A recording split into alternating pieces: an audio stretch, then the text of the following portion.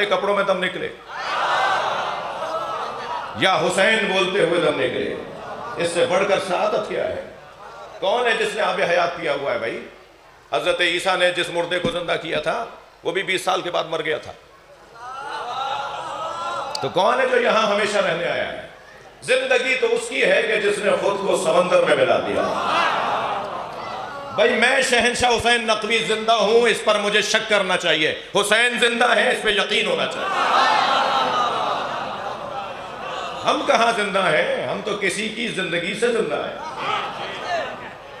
ہم تو اپنے مولا کی زندگی کی وجہ سے زندہ ہیں، اور ان سے زیادہ زندہ کون ہیں دنیا کو نہیں معلوم ہوگا جب تک کہ وہ اس گھڑے سے پانی نہیں پیئیں گے۔ ہم جس گھڑے سے پانی پیتے ہیں ہمارا ذائقہ ہی کچھ اور ہے، ہماری چال بتاتی ہے حسینی جا رہا ہے، ہمارا حلیہ بتاتا ہے حسینی جا رہا ہے۔ یہ کوئی ہنر نہیں ہے کہ ہمیں بتانا پڑے کہ ہم کون ہیں، ہم نشانیوں کے ساتھ جینے والے لوگ ہیں، ہم علامتوں کے ساتھ رہنے والے لوگ ہیں۔ دنیا ہوگی جو گم ہو جاتی ہوگی، ہم بھیڑ میں سے ممتاز ہو جاتے ہیں، ممتاز ہونے والے لوگ ہیں، ہم بھیڑ میں گم ہونے والے لوگ نہیں ہیں۔ کسی نے دیکھا نہیں تھا کہ بت حضرت ابراہیم نے توڑے، مگر سب کہہ رہے تھے یہ کام ابراہیم کا ہے، کام پکار کے بتانا تھا ابراہیم کا ہے۔ جس شخص کو مولا علی مارتے تھے نا، اس کا جنازہ پکار پکار کے کہتا تھا مجھے علی نے مارا ہے۔ جی کام ہو نشانیوں کے ساتھ، علامتوں کے ساتھ۔ عزیزو اللہ، میں نے ایک بات کی تھی کہ یہ عاشق اور معشوق کی گفتگو ہے۔ میں پھر ایک جملہ کہوں ان بچوں جوانوں سے، خبردار کوئی بڑی گاڑی سے اتر رہا ہو اسے امیر مت سمجھنا، ہاں کوئی سائیکل پہ آ رہا ہو اسے ذلیل مت سمجھنا۔ جو کیا معلوم جو بڑی گاڑیوں سے اتر رہے ہوں وہ علاقے کے یزید ہوں، اور کیا معلوم جو جس کے کپڑے پھٹے ہوئے ہوں وہ اللہ کا ولی ہو۔ اللہ کا کام ہمیں نہیں پتا کون کس کیفیت کا ہے، کس کی نیتیں کیسی ہیں۔ ایسا ہی ایک اللہ کا فقیر، مولا کا چاہنے والا بازار سے گزر رہا تھا، دودھ والے نے آواز لگا کے کہا دودھ پیو گے؟ دودھ کی دکانیں ہوتی ہیں نا علاقے میں، دودھ والے نے آواز لگا کے کہا دودھ پیو گے؟ تو پہلے تو اچھی طرح اس کی دکان کو دیکھا، یہ ہر ایک کا کھاتے نہیں ہیں، فقیر مانگنے والے کو نہیں کہتے، یہ جو روڈوں پہ بھیک مانگ رہے ہوتے ہیں یہ فقیر نہیں ہیں، یہ ذلیل ہیں۔ فقیر مانگنے والے کو نہیں کہتے، فقیر دینے والے کو کہتے۔ ہاں میں سندھ کا ایک شہر ہے ٹنڈو آدم، اس کے ساتھ دوسرا شہر ہے سانگھڑ، تو ٹنڈو آدم سے سانگھڑ جائیں گے تو رستے میں ریلوے کراسنگ آئے گی، پھاٹک آئے گا۔ میں وہاں سے گزر رہا تھا تو آگے ایسے ہی اسی حلیے میں رہتا ہوں، آپ کا نوکر ہوں، اسی حلیے میں رہتا ہوں۔ یہ نوکروں کے کپڑے ہیں، یہ تکبر والوں کے کپڑے نہیں ہیں۔ یہ جو میں نے کپڑے پہنے ہوئے یہ اہل بیت کے مکتب کے چاہنے والوں کے نوکروں کے کپڑے ہیں۔ میں آپ کا نوکر ہوں، اور اس کا مجھے افتخار ہے، عزت ہے میری کہ میں آپ کا نوکر ہوں۔ معصوم کی زبان میں، اہل بیت کی زبان میں، ہم بانیوں اور ہم ذاکروں سے زیادہ اہمیت آپ عزاداروں کی ہے۔ جی یہ جو آپ میرے محتاج نہیں ہیں، میں آپ کا محتاج ہوں۔ مولا حسین پر رونے کے لیے آپ میرے محتاج نہیں ہیں، مگر مولا حسین پر رلانے کے لیے میں آپ کا محتاج ہوں۔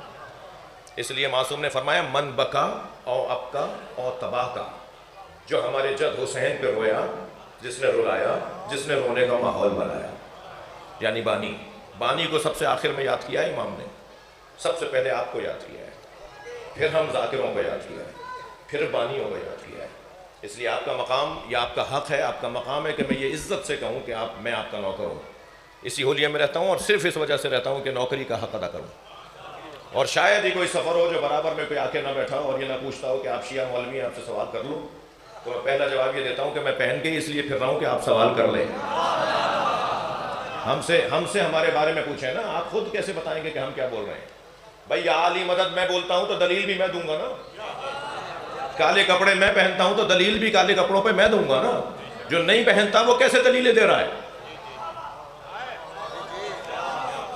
جو مولا حسین کا ماتم نہیں کر رہا وہ کیسے دلیلیں دے گا؟ ماتم نہ کرنے پہ کوئی دلیل ہے؟ ماتم کرنے پہ دلیل ہوتی ہے۔ یا علی مدد نہ بولنے پہ کیا دلیل ہے؟ نہیں بول رہا، دلیل کس بات کی؟ دلیل تو وہ دے گا جو بول رہا ہے۔ تو آپ کون ہوتے ہیں یہ کہنے والے؟ ایک صاحب کہنے لگے مولانا اتنا بڑا نام ہے آپ کا، یہ وہ فلاں، آپ کے یہاں شرک ہوتا ہے شیعوں کے یہاں۔ میں نے کہا جی کیا ہوتا ہے ہمارے یہاں؟ کہنے لگے آپ کے یہاں شرک ہوتا ہے۔ میں نے کہا کیا ہوتا ہے؟ کہنے لگے آپ کے لوگ اسٹیکر بنواتے ہیں، تغرے بنواتے ہیں، علی وارث۔ تو میں نے کہا اس میں کیا پریشانی ہے؟ کہنے لگا یہ شرک ہے۔ میں نے کہا آپ نے قرآن پڑھا ہے؟ کہنے لگا میں قرآن کا حافظ ہوں۔ میں نے کہا میری مدد کریں، سورہ الانبیاء کی 105ویں آیت سنائیں، اور آپ یقین جانیے وہ حافظ تھا، اس نے آیت سنا دی، وَلَقَدْ كَتَبْنَا فِي الزُّبُورِ مِن بَعْدِ الذِّكْرِ أَنَّ الْأَرْضَ يَرِثُهَا عِبَادِيَ الصَّالِحُونَ۔ ہم نے تورات، زبور، انجیل، قرآن میں لکھ دیا ہے کہ ہماری پوری زمین کے وارث ہمارے نیک اور صالح بندے ہیں۔ میں نے کہا تم سے ایک علی وارث سمجھ میں نہیں آتا، ہم 14 کو وارث مانتے ہیں۔ یہ قرآن ہے، قرآن میں اللہ نے اپنی زمین کا وارث نیک اور صالح بندوں کو بنایا ہے۔ جب میں نے کہا تھا نا مولا علی نبی مکرم کے علاوہ، ہمارے نبی کے علاوہ، نبی خاتم کے علاوہ تمام نبیوں سے مولا علی افضل ہے، تو اسی پنجاب میں بورڈ بیٹھ گیا تھا اس حقیر کے خلاف، علماء کا بورڈ بیٹھ گیا تھا۔ الحمدللہ اس میں مولانا محمد حسین اکبر واحد شیعہ عالم اس وقت موجود تھے جنہوں نے کہا صرف یہ شہنشاہ حسین نقوی کا عقیدہ نہیں ہے، ہم سب شیعوں کا عقیدہ ہے۔ اس پہ پھر بحث چھڑ گئی، یہ میں آپ سے 8-10 سال پرانی بات کر رہا ہوں، اور بحث چھڑی اور اس کے اندر بات آئی تو ایک دلیل ہم نے یہ دی تھی، بہت سارے دلائل ہیں ہمارے پاس، وہ دلائل کا انبار ہے۔ جب قرآن میں اللہ نے مولا علی کو نبی جیسا کہہ دیا، فَقُلْ تَعَالُوا نَدْعُوا أَبْنَاءَنَا وَأَبْنَاءَكُمْ وَنِسَاءَنَا وَنِسَاءَكُمْ وَأَنفُسَنَا وَأَنفُسَكُمْ، ہم اپنے جیسے لاتے ہیں تم اپنے جیسے لاؤ۔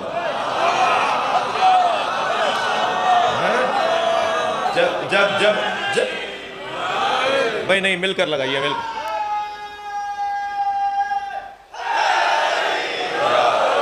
جب اللہ نے مولا علی کو نبی جیسا کہہ دیا تو کیا حضرت آدم ہمارے نبی جیسے ہیں؟ ہمارے نبی تو سارے نبیوں کے مولا ہیں نا، ہمارے نبی، نبی آخر، نبی خاتم، سرکار دو جہاں، سارے نبیوں کے مولا ہیں۔ جو سارے نبیوں کا مولا ہے وہی تو کہہ رہا ہے من کنت مولا فہذا علی المولا، میں جس کا مولا ہوں علی اس کا مولا ہے۔ تو میرے بچوں خبردار، جو اس حلیے میں ہونا اس سے ذرا ڈرے ڈرے رہنا۔ جی دکاندار نے کہا، دکان والے نے، دودھ والے نے، دودھ پیو گے؟ تو میں نے اچھی طرح اس کی دکان کو دیکھا، پھر کہنے لگے کہ پلا دو۔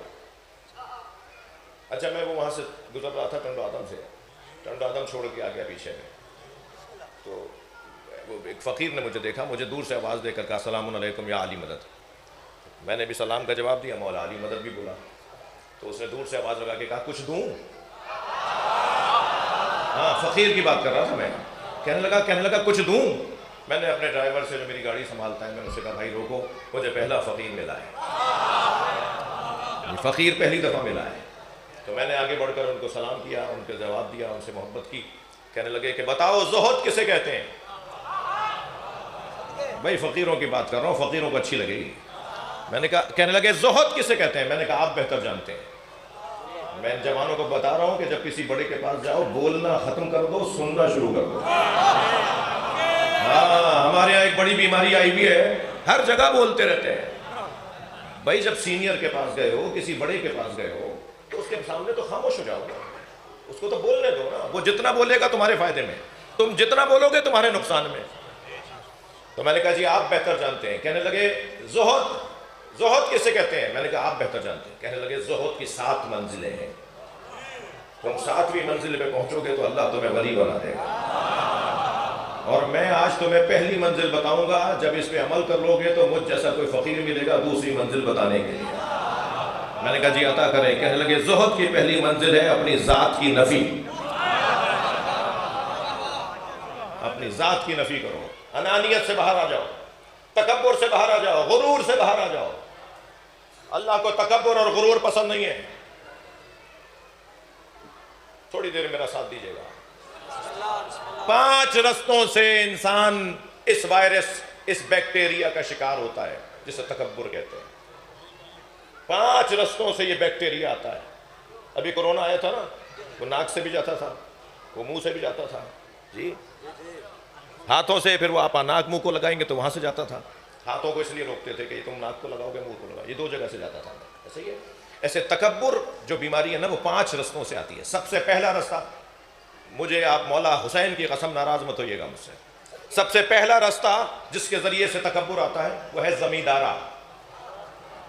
جو زمین والے لوگ ہوتے ہیں نا، کتنی بنیاں ہیں، کتنے مربع ہیں، کتنے ایکڑ ہیں، اکڑ کے چلتا ہے، یہ ٹیڑھا ٹیڑھا ہو کے چلتا ہے، زمین پہ ایسے پیر مار کے چلتا ہے جیسے اس کے سینے کو پھاڑ دے گا۔ جی زمین تکبر لانے کا، تکبر آنے کا ایک رستہ ہے۔ میں اور آپ اس کے دروازے پر بیٹھے ہیں جس کا حق تھا کہ وہ تکبر کرے، اس لیے کہ ابو تراب ہے۔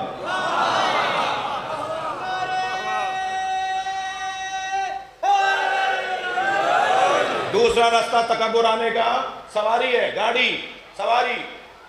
البتہ جو اللہ کی بنائی ہوئی سواریاں ہیں نا، ان پر بیٹھنے والا سینہ چوڑا کر کے بیٹھتا ہے، گھوڑا اس پہ سینہ چوڑا کر کے بیٹھتا ہے اللہ کی بنائی ہوئی سواریوں پر۔ اور جو آج ہماری مہنگی سواریاں ہیں، جب تک گردن جھکوا نہیں لیتی بیٹھنے نہیں دیتی۔ گردن جھکواتی ہیں پہلے، پھر بیٹھیں گے آپ۔ تکبر کا ایک راستہ ہے سواری۔ قربان جائیں اس ذات پر کہ اگر سواری کی بنیاد پہ تکبر جائز ہوتا تو پھر تکبر وہ کرتا جو دوش نبی کا سوار۔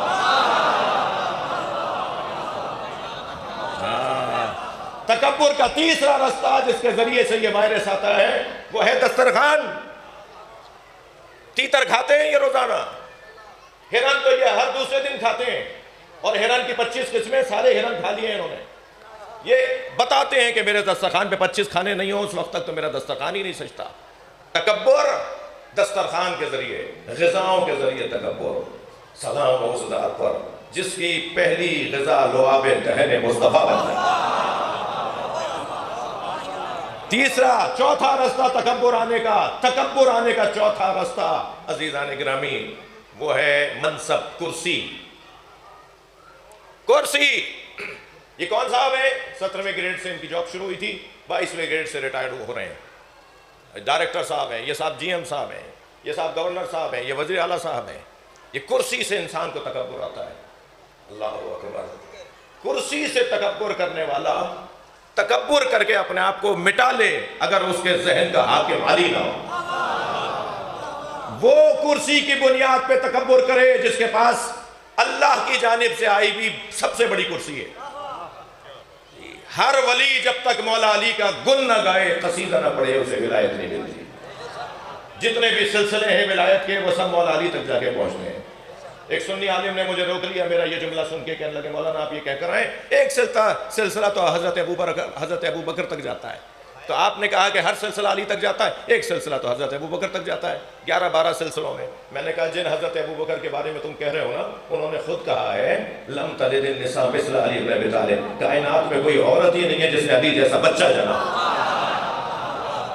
علی جیسا تو دنیا میں کوئی نہیں، لہذا وہ سلسلہ بھی علی تک ہی جاتا ہے۔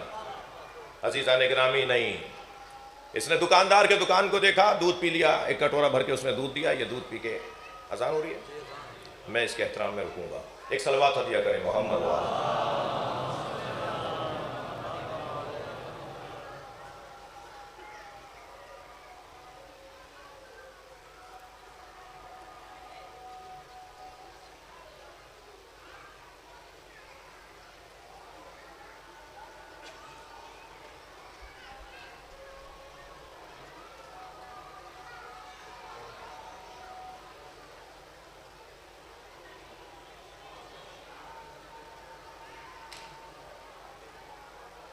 اللہم صلی علی محمد۔ ابھی مولا کا نام لیں گے، آپ صلوات سب ہم مل کر پڑھیں گے۔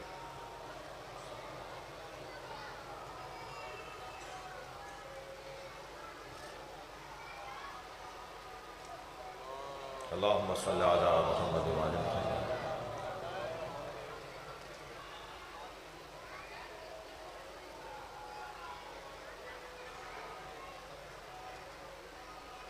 اللہم صلی علی محمد۔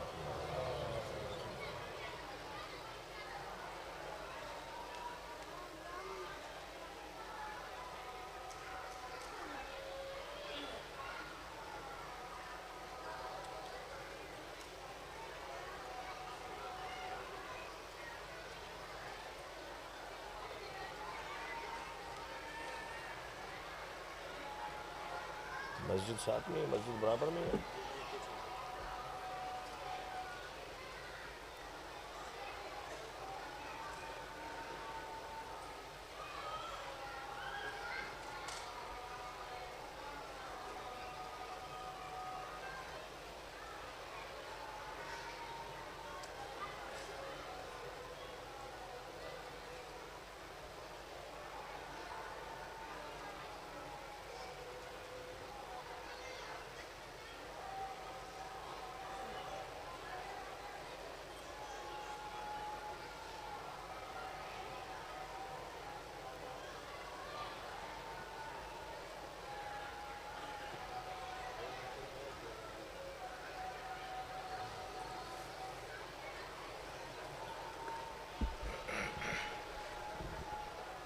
لا الہ الا اللہ بلند صلوات ہوتی ہے اللہم صل علی محمد وعلی محمد، اس سے بلند صلوات،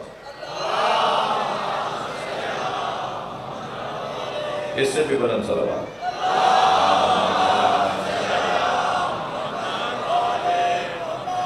آپ اکتا تو نہیں رہے تھے تو نہیں رہے جی اس نے دودھ پیا اور پی کے کٹورا واپس دے کے جانے لگا، تو اس کا پیر کیچڑ میں گیا، چھینٹیں جوڑیں تو دیوار کے کنارے دو آشنا کھڑے باتیں کر رہے تھے.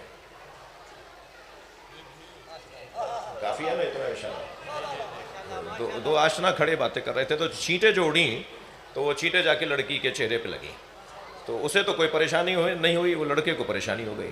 تو آگے بڑھ کر اس نے دو تھپڑ، دو مکے، دو لاتیں ماری، تم دیکھ کے نہیں چلتے، رستہ نہیں دیکھا، کیسے آدمی ہو فلاں. جب تھپڑ مکے کھا لیا نا تو آسمان کو دیکھ کر کہنے لگا یا اللہ کبھی دودھ پلواتا ہے کبھی تھپڑ لگواتا ہے. اچھا جیسے اس نے یہ کہا وہ لڑکی گری زمین پہ تڑپنے لگی، مر گئی. تو لوگ جمع ہو گئے، کہنے لگے بھائی یہ تو کوئی اللہ کا ولی ہے، اس نے بددعا کی ہے، عورت مر گئی. تو کہنے لگے نہیں میں نے کسی کو نہیں مارا، دو یاروں کا مسئلہ، ایک نے اسے مارا ایک نے مجھے مارا. یہ جو عاشق ہے نا، صلوات پڑھے ذرا محمد وآلہ. تو ان سے ذرا احتیاط رہے، یہ نہ جانے کب کیا بات کر جائیں. تو اور یہ جو فرش ہے، اس فرش سے بہت کچھ مجھے اور آپ کو نصیب ہوتا ہے. اللہ اپنے حبیب کی قسم کھا کے کہہ رہا ہے کہ وہ مومن ہی نہیں ہو سکتا جو تمہیں اپنے اختلافات میں حکم نہ مانتا. میرے نبی مومن نہیں ہے وہ شخص جو اپنے اختلافات میں آپ سے فیصلہ نہ کرواتا. مسلمانوں کے درمیان اختلافات کی دو قسمیں ہیں، کچھ عقائد کے اختلاف ہیں اور کچھ احکام کے اختلاف ہیں. عقائد کے اختلاف میں موٹے موٹے اختلافات ہیں اور احکامات کے اختلافات میں بھی موٹے موٹے اختلافات ہیں. مثلا آپ ہاتھ کھول کے نماز پڑھتے ہیں، وہ میرا بھائی ہاتھ باندھ کے نماز پڑھتا ہے، وہ کہتا ہے ہاتھ باندھنا صحیح ہے، آپ کہتے ہیں ہاتھ کھولنا صحیح ہے. وہ کپڑے پہ سجدہ کرتا ہے، سر رکھ دیتا ہے، سجدہ کرتا ہے، آپ کہتے ہیں نہیں کپڑے پہ سجدہ نہیں ہو سکتا، پیشانی جو ہے وہ جا کے خاک پر ٹکے. تو اب اگر آپ مسجد کے کارپیٹوں کے اوپر خاک پھیلا دیں گے تو اور مسئلہ ہوگا. تو پھر خاک کو پانی میں گوندھ لیا جاتا ہے، اس کی ایک ٹکیا بنا لی جاتی ہے. اور پھر کیونکہ میرے معصوم امام نے، امام جعفر صادق علیہ السلام نے وَطَابَتِ الْعَرْضُ الَّتِي فِيهَا دُفِنْتُمْ کہہ دیا کہ اے حسین میرے جد، جس مٹی میں آپ دفن ہوئے ہیں وہ طیب و طاہر ہے.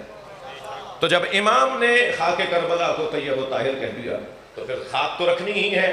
تو بہتر نہیں ہے کہ وہ والی خاک رکھ لیں کہ جسے معصوم نے طیب و طاہر کہا.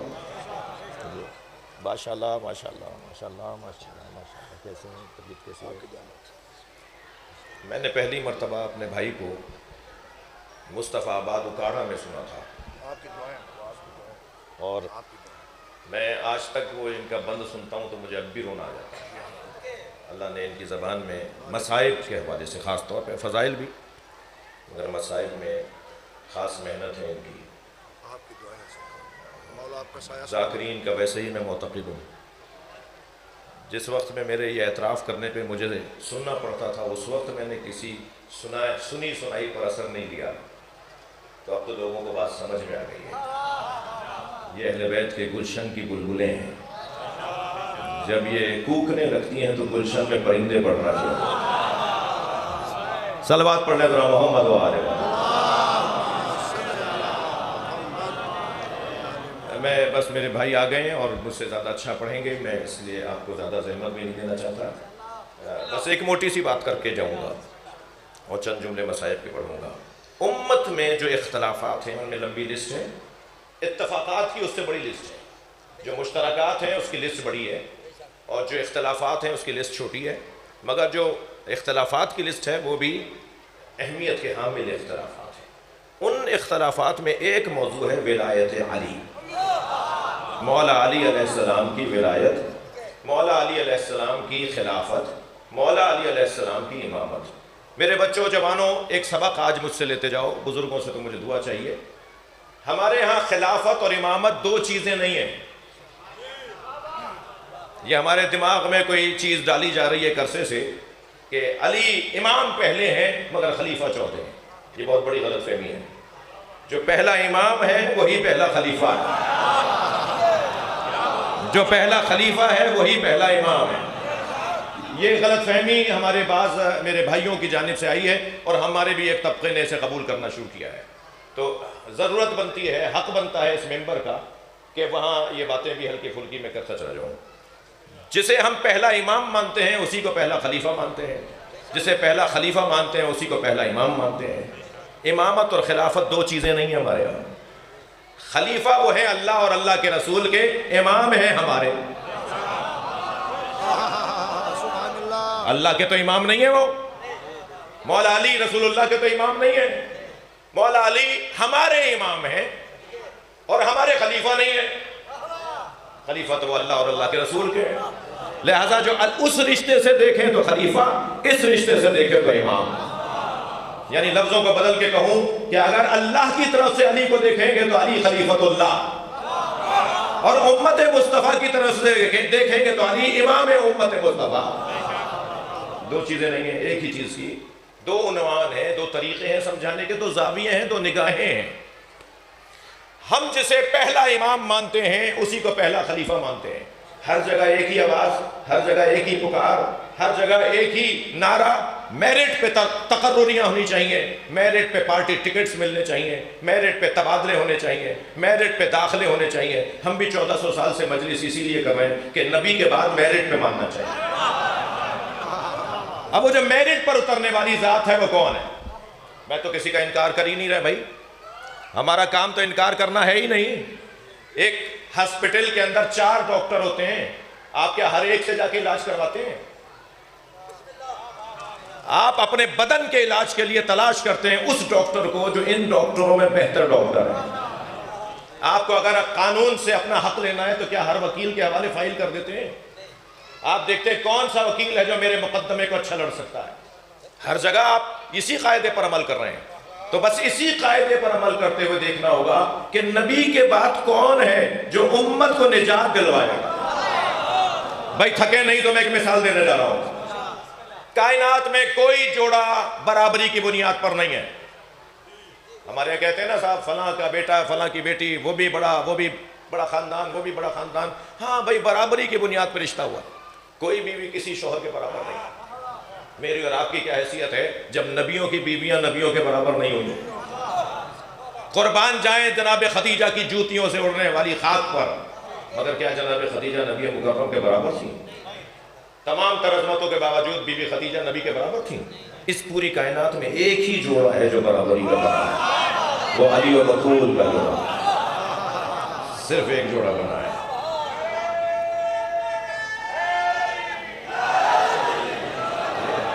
ایک ہی جوڑا ہے جو برابری کی بنیاد پر۔ اسی طرح ایک اور جملہ بھی ہمارے ہاں کہا جاتا ہے کہ رشتے آسمانوں پر بنتے ہیں۔ بھائی فلاں رشتہ فلاں کی بیٹی کا فلاں کے بیٹے سے ہوا ہے، یہ رشتہ آسمانوں پر بنا ہے، ایسا ہی تو ہونا چاہیے تھا۔ رشتے تو آسمانوں پہ بنتے ہیں۔ بھائی رشتے آسمانوں پہ بنتے ہیں تو زمین پہ ٹوٹتے کیوں ہیں؟ رشتے آسمانوں پہ نہیں بنتے، رشتہ آسمان پر بنا ہے۔ بس ایک ہی رشتہ ہے جو آسمان پر بنا ہے۔ اللہ نے سیدہ کا نکاح مولا علی سے بڑھایا اور فرمایا ہے فاطمہ بتاؤ تمہارے لیے مہر کیا قرار دوں؟ میری بیوی نے فرمایا بابا کی امت کی بخشش، امت مصطفیٰ کی نجات۔ بیوی کا مہر ہے امت مصطفیٰ کی نجات۔ تھوڑا سا سنبھل کے سنیے گا مجھے۔ بیوی کا مہر ہے امت مصطفیٰ کی نجات۔ مہر دیتا کون ہے؟ بھائی دے دیا ہے تو گردن ہلا دو، میں شوہروں سے بات کر رہا ہوں۔ ہمارے یہاں تو ماجرا یہ ہے نا کہ وہ ابھی پچھلے دنوں میں نے ایک نکاح پڑھایا 10 لاکھ روپے مہر۔ میں نے کہا بھی لڑکے سے ملواؤ مجھے، یہ دے بھی سکتا ہے؟ تو ہم جب قریب گئے دولہا کے، میں نے کہا بھائی تمہارے ابا 10 لاکھ مہر لکھوا رہے ہیں، تم دے سکتے ہو؟ کہنے لگا ابا لکھوا رہے ہیں، دینا کوئی طلاق تھوڑی ہونی ہے جو دوں گا۔ یعنی بعض لوگوں کے ذہن میں یہ ہے کہ مہر تو دیا ہی جب جائے گا جب طلاق ہوگی۔ میں نے کہا نہیں بھائی میں اتنے مہر والا نکاح نہیں پڑھا سکتا۔ اس کی تنخواہ کتنی ہے؟ اس کی تنخواہ 70,000 تھی۔ میں نے کہا 70,000 والا 10 لاکھ کیسے دے گا اگر بیگم نے مانگ لیا تو ایک صاحب کہنے لگے یہ شوہر حضرات بیویوں سے ڈرتے کیوں ہیں؟ تو دوسرے نے کہا بھائی سب کو پتا ہے اس لیے ڈرتے ہیں کہ ابھی تک قرضہ اتارا نہیں ہے۔ تو یہ جو مہر نہیں دیتے نا شوہر حضرات، آج آج مجلس میں جو خواتین بیگمات آئی ہوئی ہوں گی نا، وہ تو بہت خوش ہو کے جائیں گی.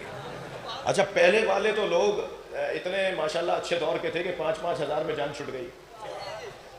اور بیگم صاحبہ بھی بڑی سیانی ہیں، یہ بار بار دیتے ہیں، وہ کہتے ہیں ابھی کیا ضرورت ہے، انہیں بھی مقروض شوہر اچھا لگتا ہے. توجہ ہے بات کی. تو نبی مکرم کی امت کی بخشش سیدہ کا مہر دے گا کون؟ علی بخشوائیں گے. جسے علی کا نام پسند نہیں ہے وہ جنت میں جانے کا شوق کیا کرتا ہے؟ بھائی تھوڑی گردن ہلا دو، بات جا رہی ہے. تو جنت کی خوشبو نہیں سونگھے گا وہ جس کے دل میں علی نہ ہو. جنت کے 8 دروازوں پر، اللہ کا کام بھی تو اللہ کا ہے. دوزخ کے 7 دروازے رکھے ہیں، جنت کے 8. وہ جنت میں زیادہ بھیجنا چاہتا ہے، دوزخ میں کم بھیجنا چاہتا ہے.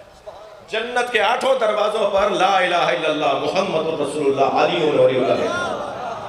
سنی کتاب کا حوالہ دے دوں، فرائض الصمتین علامہ الجوینی، یہ اہل سنت تعلیم کی کتاب ہے. اس کے علاوہ بھی حوالے ہیں. جنت کے 8 دروازے، جنت پہ جب دروازے کی کنڈی بجتی ہے نا، اِنَّ لِبَابِ الْحَدِیث سنا رہا ہوں، اِنَّ لِبَابِ الْجَنَّةِ حَلْقَةٌ مِّن یاقوتۃ حمراء. جنت کے دروازے پر سرخ رنگ کے یاقوت کی کنڈی لگی ہوئی ہے، علی صفائح الذھب، جو سونے کی تختی پہ جا کے لگتی ہے. اذا دقت الحلقہ تنت وقالت، جب یہ بجتی ہے نا، دقہ ہے حلقہ، حلقہ در جنت، زنجیر در جنت جب تک قرب آپ کرنے لگتا ہے نا، اذا دقت الحلقہ تنت وقالت یا علی یا علی یا علی.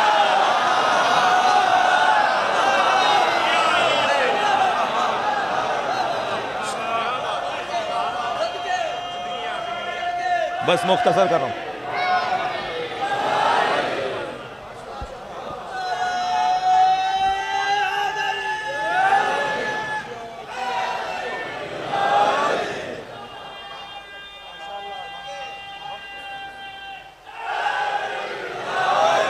جنت میں جب ہوا چلتی ہے، ہمارے یہاں تو تیز ہوا چلتی ہے تو صدائے سرسر، شاعر حضرات نظم کرتے ہیں نا، صدائے سرسر، تیز ہوا کو صدائے سرسر کہتے ہیں شاعری کی زبان میں.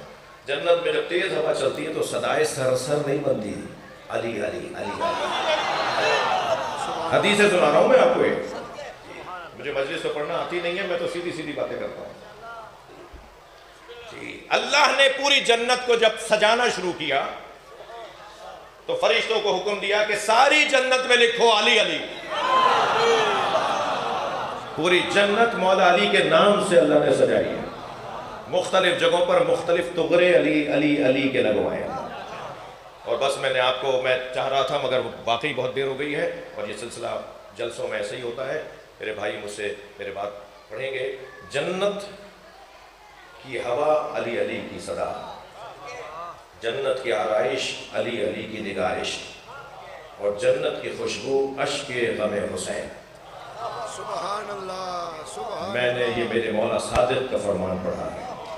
امام نے فرمایا اللہ حسین کے عزاداروں کے آنسوؤں سے ایک عطر کو خلق کرے گا جسے پوری جنت کو بہکائے گا. یہ جو امام حسین کے عزادار ہیں نا، ان کی آنکھوں سے چمکنے والا آنسو جنت کی خوشبو ہے. ایک آیت قرآن مجید سورہ مبارکہ زمر کے اندر عجیب آیت ہے. وَسِيقَ الَّذِينَ اتَّقَوْا رَبَّهُمْ إِلَى الْجَنَّةِ زُمُرًا. صاحبان تقویٰ کو جنت میں فرشتے دھکا دے کے لے جا رہے ہوں گے اور وہ جانے کو تیار نہیں ہوں گے. جنہیں جنت میں جانے کا شوق ہوگا انہیں فرشتے نہیں لے جا رہے ہوں گے، اور جنہیں جنت میں جانے کا شوق نہیں ہوگا انہیں فرشتے دھکا دے کے لے جا رہے ہوں گے. وہ جو لوگ کھڑے دیکھ رہے ہوں گے کہ ہمیں کیوں نہیں لے جا رہے، انہیں لے جا رہے ہو، یہ تو جانا نہیں چاہ رہے، وہ کہیں گے من ہم، یہ کون ہے بھائی. اچھا دوزخ میں دھکا دے کے لے جانا تو سمجھ میں آتا ہے، مگر جنت میں دھکا دے کے لے جانا کیسے سمجھیں گے. تو جو جانا چاہتے ہوں گے اور انہیں فرشتے نہیں لے جا رہے ہوں گے، وہ پوچھیں گے فرشتوں سے من ہم، یہ کون ہے. تو فرشتے آواز دیں گے ہم حداث الحسین، یہ حسین کے عزادار ہیں. یہ کہہ رہے ہیں ہمیں حسین کا دیدار کروا دو،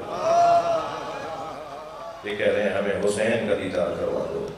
ہم نے حسین کو دیکھ لیا تو یہی جنت ہے. پھر انہیں روک لیا جائے گا، رک جاؤ، حسین محشر میں آ رہے ہیں. پھر آواز آئے گی گردنوں کو جھکاؤ، سنبھل کے کھڑے ہو جاؤ، حسین آ رہے ہیں، اور جیسے ہی میدان محشر میں امام حسین کی آمد ہوگی، حسین مولا کے عزادار امام حسین کے گرد حلقہ لگانے لگے گے۔ میں ایک جملہ کہوں، جی جو ماتمی حلقے ہوتے ہیں نا، یہ منظر بنے گا، مگر فرق یہ ہے کہ آج ہم میں سے کوئی نوحہ پڑھ رہا ہوتا ہے، مگر محشر میں حسین کو حسین کا بوسہ دیا جائے گا۔ ہاں، یہ عزاداروں کا مقام بہت بلند ہے۔ آیت اللہ وحید خراسانی کہتے ہیں کہ اگر کوئی گنہگار مجلس میں شرکت کر کے واپس جائے تو تمہیں حق نہیں ہے اسے ویسا ہی گنہگار کہو جیسا وہ پہلے تھا۔ کیا معلوم اتنی دیر میں اس کی لو اپنے مولا سے لگ گئی، اور خاص طور پر جب گریہ ہو رہا ہوتا ہے نا، آنکھوں میں آنسو آ رہے ہوتے ہیں، تو یہ ممکن ہی نہیں ہے جب تک کہ حسین مولا سے رابطہ نہ ہو جائے۔ یہ میرا اور آپ کا دل جوڑ رہا ہوتا ہے کربلا کے ساتھ، تبھی آنکھوں میں آنسو آتے ہیں۔ چلیے میرے ساتھ کچھ دیر کربلا چلیں، اللہ آپ کے بدن کو بار بار لے جائے، لیکن جب ہم مسائل پڑھتے ہیں نا تو اتنی دیر ہمارا ذہن کربلا میں ہوتا ہے۔ حسین صبح سے عصر تک لاشیں اٹھا رہے ہیں، ہر لاشا فرزند زہرا نے خود اٹھایا ہے، کسی اور کو کوئی لاشا اٹھانے نہیں دیتے تھے۔ رونا اسی کا ہے جس نے سارے لاشیں اٹھائے، اس کا لاشا اٹھانے والا کوئی نہیں تھا۔ میرے مولا نے لاشیں تو عزاداروں بہت اٹھائے، مگر 4 لاشوں پہ حسین بہت روئے۔ ایک لاشا جس پر امام کی آنکھوں سے آنسو رکتا نہیں تھا، وہ لاشا قاسم کا لاشا، اپنے پامال بھتیجے کا لاشا۔ لاشا اٹھا کے لائے تو بیویوں نے بڑھ کر استقبال کیا، مگر کیا دیکھا کہ ان بیویوں میں اس بچے کی ماں نظر نہیں آ رہی۔ تو جناب زینب سے فرمایا، بہن زینب، بھابھی ام فروہ کہاں ہے؟ تو کسی بی بی نے آواز دے کر کہا کہ جب قاسم کی شہادت کی خبر آئی تھی تو بی بی ام فروہ پشت خیمہ پہ چلی گئی تھی۔ اب جا کے جناب زینب نے کیا دیکھا کہ پیشانی سجدے میں ہے، اور جناب ام فروہ تسبیح پڑھ رہی ہیں، شکرن شکرا یا اللہ تیرا شکر ہے، تو نے میری قربانی کو قبول کر لیا۔ آواز دی جناب زینب نے، بھابھی آپ کو حسین بلا رہے ہیں۔ آئیں وہاں جہاں پامال لاشا رکھا ہوا تھا، اپنے بچے کے لاشے کو دیکھ کے فرمانے لگی، اے آقا حسین، مجھے قاسم کا خون بھرا کرتا چاہیے۔ امام نے نہیں پوچھا بھابھی اس کرتے کا کیا کریں گی جو تار تار ہو گیا، چاک چاک ہو گیا، گھوڑوں کی سموں سے چاک چاک ہو گیا، مگر ماں مانگ رہی تھی نا۔ کچھ ہی دیر میں امام حسین نے خون بھرا تار تار کرتا جناب ام فروہ کو دے دیا۔ بی بی نے اسے خیمے میں لے جا کے رکھ دیا۔ عصر عاشور خیمے لوٹے، 11 محرم کو اسیروں کا قافلہ کوفہ گیا، کوفہ سے شام گیا، شام میں اسیر رہا، اسیری سے رہائی ملی، تبرکات واپس آئے۔ ہر بیوی نے اپنی اپنی گٹھڑی اٹھائی ہوئی تھی، بی بی ام فروہ نے بھی اپنی گٹھڑی سینے سے لگائی ہوئی تھی۔ اور جب یہ قافلہ کربلا سے مدینہ جانے لگا تو مدینہ جیسے ہی پہنچی تو بار بار فرمانے لگی، میرا اونٹ جنت البقیع لے جاؤ۔ جب جنت البقیع پہنچی تو قبر امام حسن کے برابر میں بیٹھ کے گٹھڑی کھولی، خون بھرا کرتا نکالا، امام حسن کی قبر پر پھیلا دیا، اور ایک مرثیہ پڑھا، اے میرے والی تمہارے بچے کی نشانی لائی۔ ایک لاشا جس پر امام حسین بہت روئے وہ حضرت قاسم کا لاشا ہے۔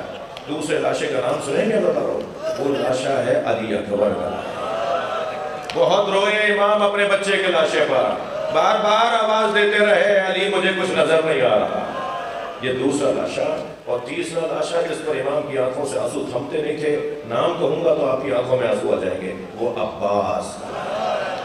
ہاں عزاداروں، میں نے ہر مضمون کو مختصر کیا، مگر ایک چوتھے لاشے کا ذکر ضرور کروں گا۔ چوتھا لاشا جس پر حسین بہت روئے، وہ لاشا چھوٹا بہت تھا، مگر حسین سے اٹھتا نہیں تھا۔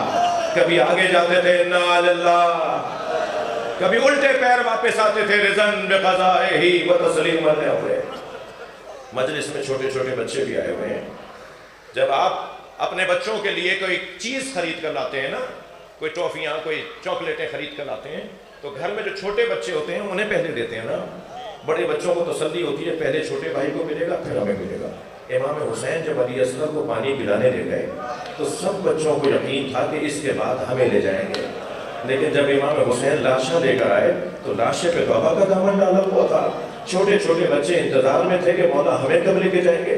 تو دور سے جناب سکینہ نے دیکھا تو آواز دے کر کہا، بابا میں بھی پیاسی ہوں، بابا مجھے بھی پانی پلانا ہے۔ حسین کیا بتائیں کہ کیسا پانی پلایا۔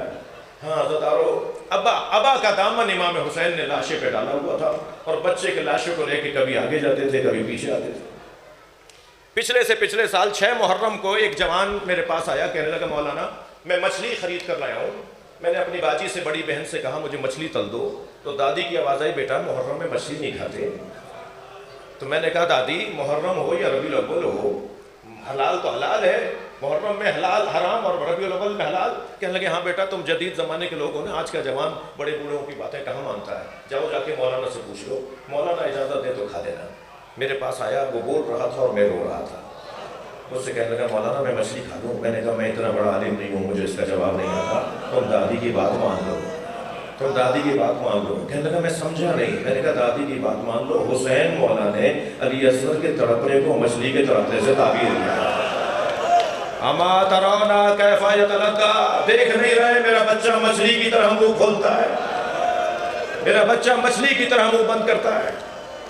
بھائی میں ابھی پچھلے دنوں انڈیا گیا، لکھنؤ مجلس پڑھ کے آیا، میں کچھ امام بارگاہوں میں گیا، میں نے ایک عجیب منظر دیکھا، ہر کچھ دیر کے بعد ایک ہندو عورت گلاس کوسا کازا بڑھ کر دودھ کا بھر کر لے کر آ رہی۔ میں نے ایک مولانا سے پوچھا یہ دودھ کیوں لا کے رکھ رہی ہے؟ کہنے لگے اس نے منت مانی ہوگی کہ میرا بیٹا اگر سالم رہ گیا، زندہ رہ گیا تو میں دودھ چڑھاؤں گی۔ تو یہ حضرت علی اصغر کے نام کا ہندو عورتیں امام بارگاہوں میں آ کے دودھ چڑھاتے ہیں۔ ایک میرے مولانا دوست تھے بنارس کے رہنے والے، وہ کہنے لگے روز عاشور تعزیے کا جلوس نکلا، کہتے ہیں ابھی جلوس پیچھے تھا، میں چند دوستوں کے ساتھ اس روڈ پر آگے چلا گیا جہاں سے جلوس کو گزرنا تھا، انتظام دیکھوں، صفائی ستھرائی دیکھوں۔ کہنے لگے ہم آگے جانے لگے تو ایک چوک پر ہزاروں کی تعداد میں ہندو عورتیں کھڑی تھیں، ہم قریب سے گزرے تو انہوں نے آواز دے کر کہا بھائی مسلمان لگتے ہو؟ تو ہماری توجہ ہوئی تو ہم نے کیا دیکھا، ہر گود میں دودھ پیتا بچہ ہے۔ تو میں نے اس عورت سے کہا ہاں مسلمان ہے؟ کہنے لگے مسلمان ہو تو بتاؤ بابا حسین کا جلوس کب آئے گا؟ تو کہنے لگے میں نے ان سے پوچھا تمہیں بابا حسین کے جلوس کا انتظار کیوں ہے؟ کہنے لگے تمہیں نہیں پتا آج حسین کا بچہ بھوکا مارا گیا، آج ہم اپنے بچوں کو دودھ نہیں پلاتے جب تک تعزیہ دفنہ نہ دیا۔ اجرکم اللہ، اجرکم اللہ، حق ہے ایسے ہی بلند آواز سے رونے کا۔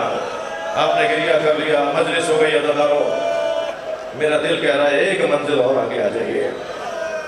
جناب رباب مولا حسین کا لاشا دیکھ کر آئی تھیں کہ دھوپ میں میرے والی کا لاشا ہے، تو امام حسین کے بدن مبارک کو مخاطب کر کے کہا مولا میں آپ سے وعدہ کرتی ہوں جب تک زندہ رہوں گی کبھی سائے میں نہیں بیٹھوں گا۔ بی بی رباب دھوپ میں بیٹھا کرتی تھیں، یہ سب نے لکھا ہے۔ ایک مرتبہ ابو حمزہ صومالی ماہ مبارک رمضان میں ان کی دعا ہم پڑھتے ہیں، دعائے ابو حمزہ صومالی۔ ابو حمزہ کہتے ہیں کہ میں واقعہ کربلا کے بعد امام سجاد کے پاس حضرت کی خدمت میں کچھ سوالات لے کر گیا، کچھ سوالات کے مجھے جواب چاہیے تھے۔ کنیز نے مجھے صحن خانہ سے گزارا اور حضرت کے حجرے میں پہنچایا، تو میں نے کیا دیکھا، ایک برقعے میں بی بی ہے جو دھوپ میں بیٹھی ہے۔ کہتے ہیں کہ میں نے حضرت سے سوالات کیے، جب واپس ہونے لگا تو میں نے دیکھا وہاں دھوپ ختم ہو گئی تھی، سایہ آ گیا تھا، وہ بی بی اٹھ کر دھوپ میں آ کے بیٹھ گئی ہے، اس نے جگہ بدل دی، وہ برقعے میں ایک بی بی دھوپ میں بیٹھی ہوئی تھی۔ میں کھڑا ہو گیا، امام سجاد کی آواز آئی ابو حمزہ کیا سوچ رہے ہو؟ تو میں نے ہاتھ جوڑ کر کہا مولا شاید کسی غلطی پر آپ نے اپنی کنیز کو سزا دی ہے، مولا میری وجہ سے معاف کر دیجئے۔ امام کی آنکھوں میں آنسو آ گئے، فرمایا ابو حمزہ چلے جاؤ، یہ میری ماں رباب ہے، یہ میری ماں رباب ہے، میرے بابا سے وعدہ کر کے آئی ہیں۔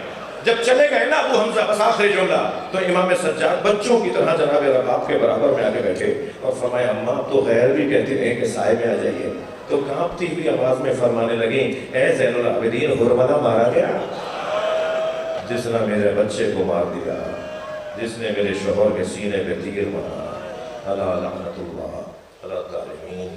اللہ آپ کو اپنی امان میں رکھے۔ مجلس بانیان کا، آپ کا، میرا، ذاکرین کا آنا اپنی بارگاہ میں قبول فرمائے۔